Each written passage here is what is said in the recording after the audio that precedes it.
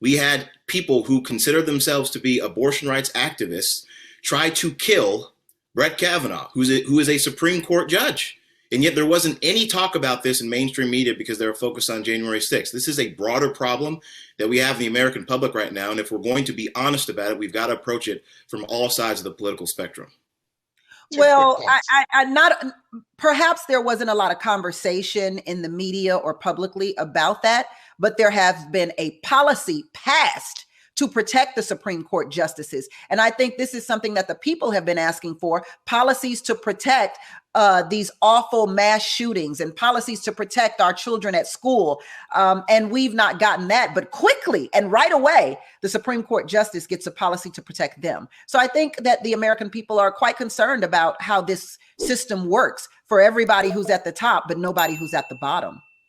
Well, I think the difference there is that you had explicitly activists on the left, Chuck Schumer himself, say that if the Supreme Court doesn't make the right decisions on these particular cases, that they're going to have trouble come their way. So what happens? An activist tries to assassinate a Supreme Court judge. You have people on social media talking about how it would be good to take out some of these judges so that Biden could appoint more. This is the problem that we have in American politics. The false equivalencies that you're doing, the talking points are flying. It's incredible. It's a talking point that a man tried to get assassinated. You say that January 6th was terrible. In the next breath, you start the whataboutism and talking about inflation and baby formula.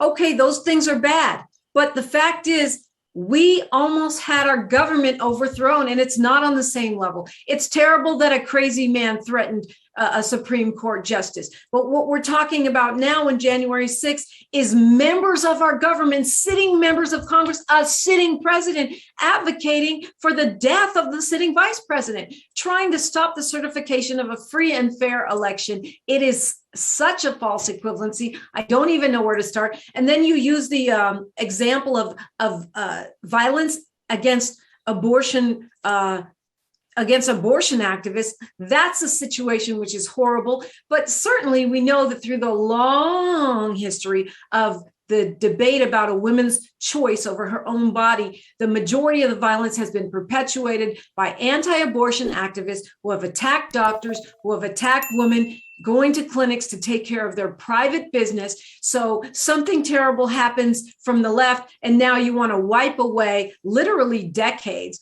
of right-wing conservative violence against doctors, against women, against women's choice, and create a false equivalency between one nut who's trying to attack a Supreme Court justice and a whole government a whole administration, I should say, that's trying to erase a free and fair election. Completely false equivalency. That's not my position at all. The talking points are just making my head hurt.